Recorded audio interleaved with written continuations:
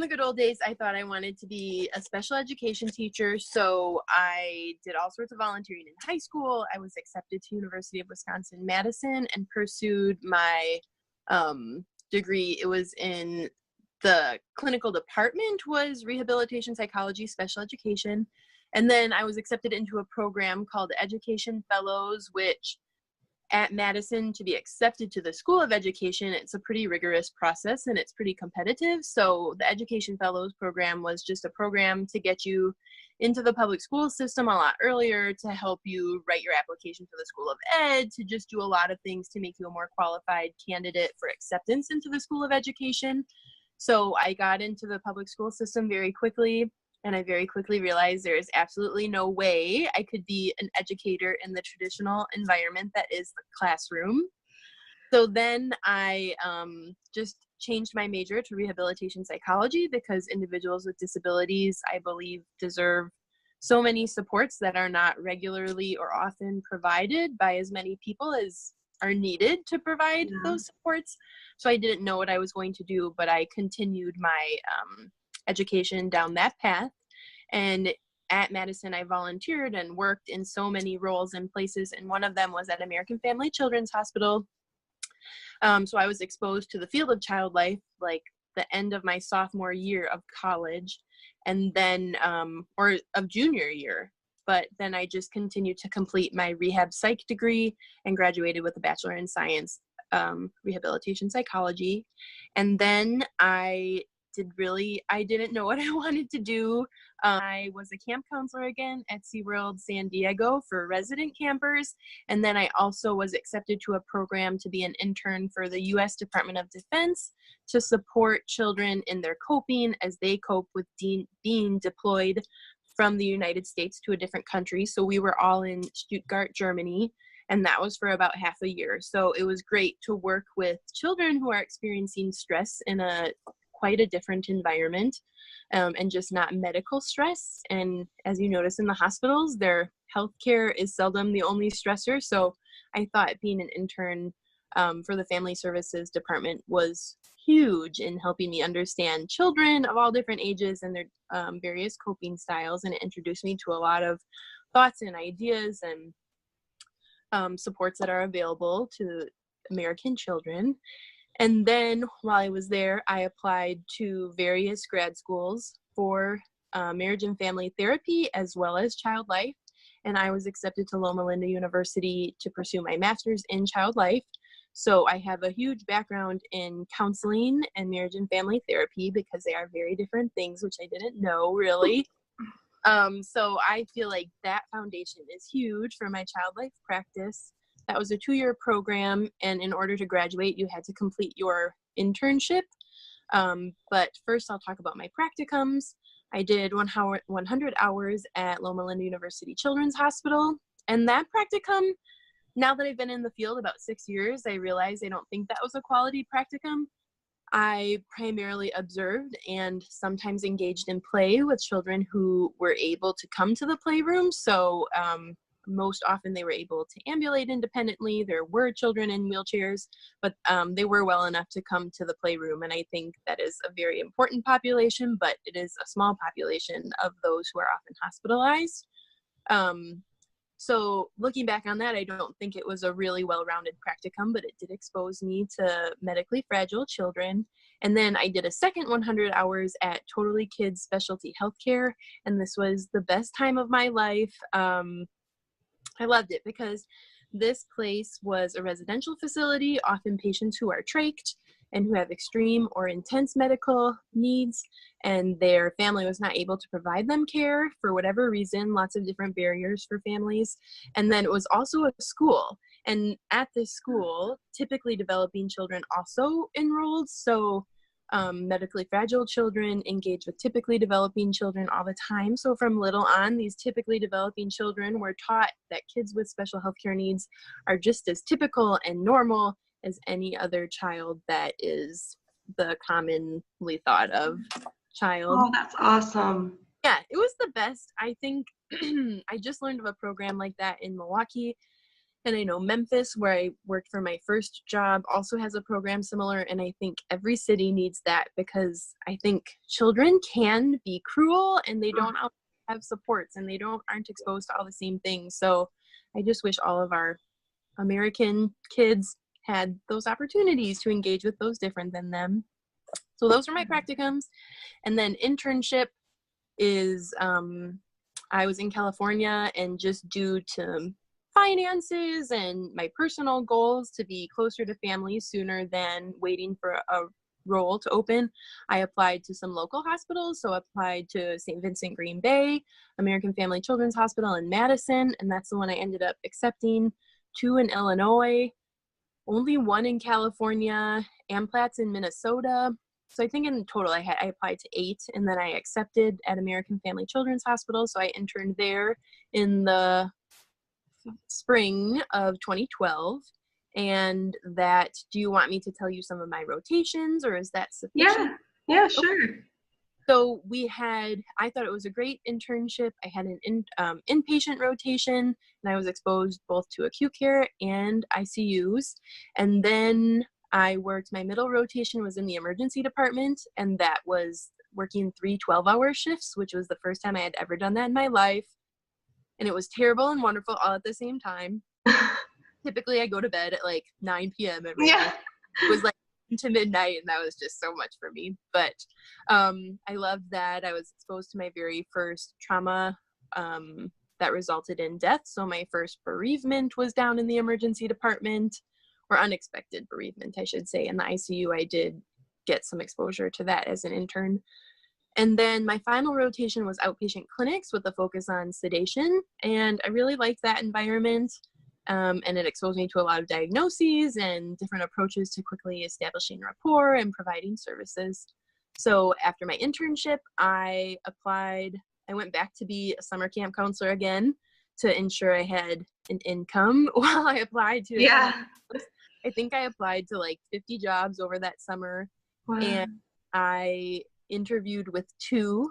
One was Marshfield in Wisconsin, and one was St. Jude in Memphis, and I was offered the job at St. Jude in Memphis. And that was to support patients 11 and older, so preteens, teens, and adolescents on the leukemia and lymphoma service. So initially we operated on a primary model, so I followed patients both inpatient and outpatient, and I loved that because that really ensured consistency of care, or continuity of care, I guess is what more people say now. And then we transitioned to a unit-based model, and at that point in time, I selected to stay inpatient and support patients that way. At St. Jude in leukemia clinic, I felt like the outpatient setting was a lot of introducing services to new patients and preparing them for lines and maybe a little diagnostic education. But I felt I had more flexibility inpatient to really provide diagnostic education and process emotions, because those are my 2 favorite things. I think, it's kind of a result of thinking I wanted to be a teacher or an educator in some way. Yeah. And the counseling and marriage and family therapy background was so fun so helpful as I facilitated groups in the teen room. And I loved that. So that was my first job. I was there for 5 years. And then I just wanted to kind of focus on some other personal life goals, like establishing roots somewhere, a more serious relationship, hopefully kids, blah, blah, blah. So then I looked into jobs in Wisconsin and the Midwest. And last summer I was offered a position here at Children's Hospital of Wisconsin in Milwaukee. And initially my role was to cover West 12, which is an inpatient unit, primarily respiratory disease or needs and infectious disease, and it was primarily infants and toddlers.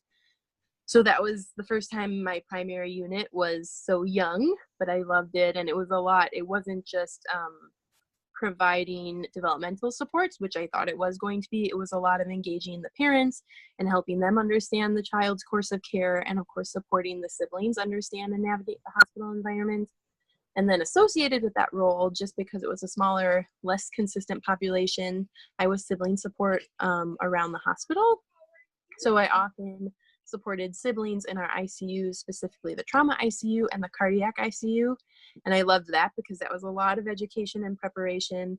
And then with a lot of the long-term families and siblings, it was a lot of emotional expression, and that was fun. Mhm. Was. And of course, a lot of bereavement, because I also work later in the day, and due to the intense nature of making certain medical decisions, a lot of those that resulted in death occurred later in the day. And then there's been a lot of transition on this team, and so I transitioned roles to support outpatient clinics, and the previous child life specialist primarily practiced in a handful of like 2 or 3 clinics, and it is my goal to expand child life presence and programming amongst all clinics. So now I'm growing child life programming from outpatient lab and motility studies to cystic fibrosis clinic, asthma allergy, rheumatology, surgery, ortho.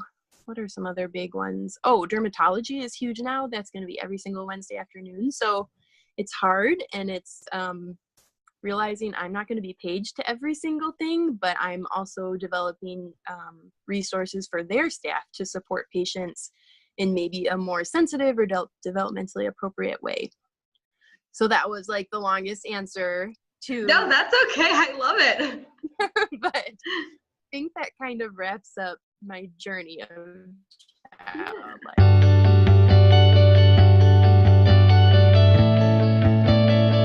So I'll do outpatient first, which is what I'm currently doing. So every day my hospital uses the Epic charting system. I think a lot of people are familiar with that because they are based in Madison, Wisconsin. So it's a really big Wisconsin pride thing. So I always check that to see what is the clinic census, and I prioritize and since it is clinics, I feel like it's either brand new patients or it's patients with chronic needs who are really here for maintenance and checking levels of different things and adapting medical plans.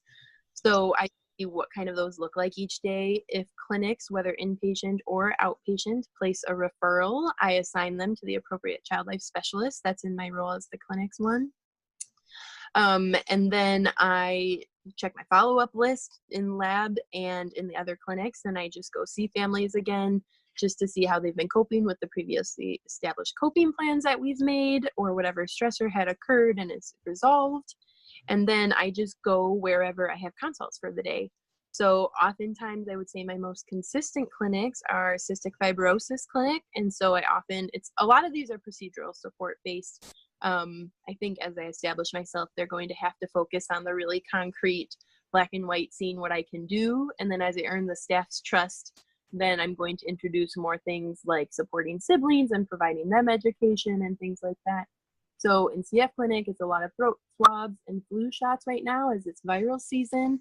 And then dermatology, it's a lot of skin excisions and biopsies of warts and lesions and whatever else is on the skin that's either not supposed to be there or that is potentially has a poor prognosis.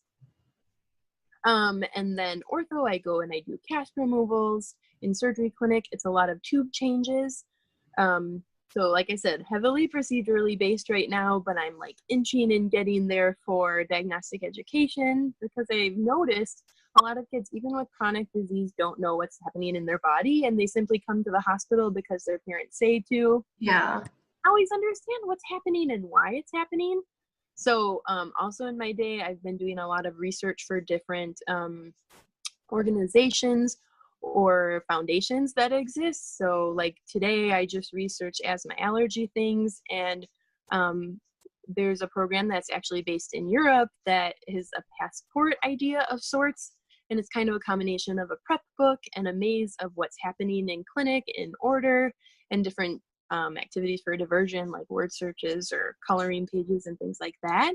So that's a lot of my day as well, is researching what can I contribute to the clinics that they might not have thought of before, or they simply didn't realize existed, to really promote positive coping or adjustment of a child, whether they are brand new or if they've been in the swing of things for a long time.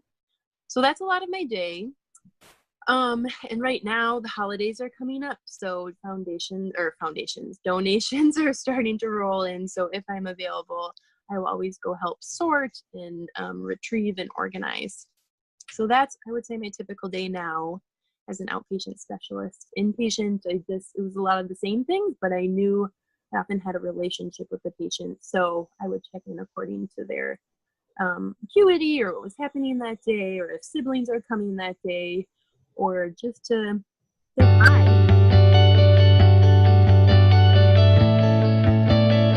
I would say volunteer as much as you can, whether they are healthy children, whether they are typically developing or medically fragile or not typically developing, just to get any exposure.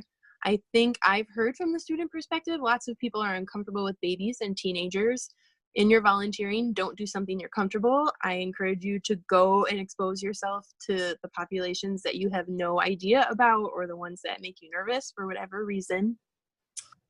I would research the childlife.org website. There's a ton of resources on there, and I think to be well spoken on what's available to you as a student and as a professional, it's a great website. It was recently redesigned, and I think it has so much to offer that we don't realize is on there.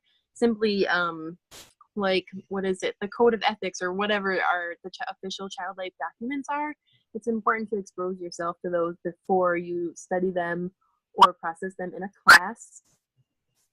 I have so many things. I think you should practice your interviewing skills now. One thing I've noticed through applying for practicums, applying for internships, applying for professional jobs, yes, they know you know your skills. They assume you've practiced them and that you've had experience applying them, and that you'll be able to apply them in the role for which you're interviewing. But so many times, we interviewees don't answer questions fully. We don't take time to allow ourselves to process what are they really asking me, or what are all the parts of the question that I need to mold into one answer. We don't always remember that we can seek clarification or ask them to repeat a question.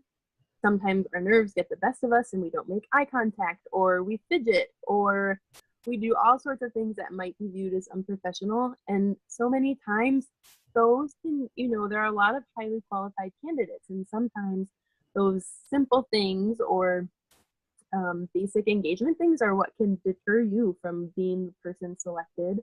So I would definitely say practice your interviewing skills now. I would really look into yourself and assess, like, what are things that typically make me nervous or anxious, and how do I respond in those stressful situations? Because there are so many unexpected situations as a child life specialist, whether it's with your coworkers or with patients, or just things that happen as you walk from clinic to clinic, that you really need to have your personal coping plan for when something unexpected happens. Because a lot of the times, I was just talking to my one of our current students here now, and she was talking about how she freezes when she's nervous, and I'm like, that's okay.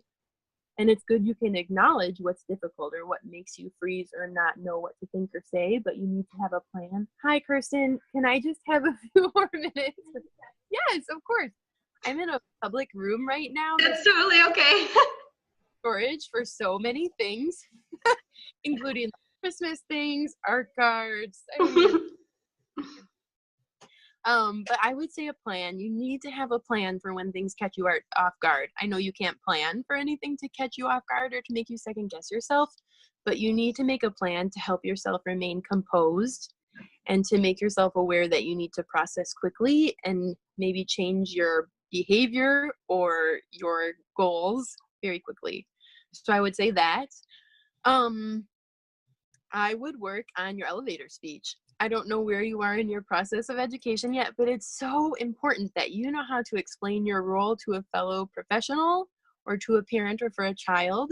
And I remember as a student, I just I rushed through that part and I didn't think it through clearly. And now I'm in so many different environments, and it's important that you can make it appropriate to the person you're talking to. And I know that's sense, but it's something you really need to practice, because you use different terms depending on what person you're talking to. And especially in a field where we're very often misunderstood and sometimes not really respected due to the misunderstandings, you need to prove to them why you're an essential part of the healthcare team. So I know it might seem like kind of an annoying part of learning, but it's so important that you know how to do that.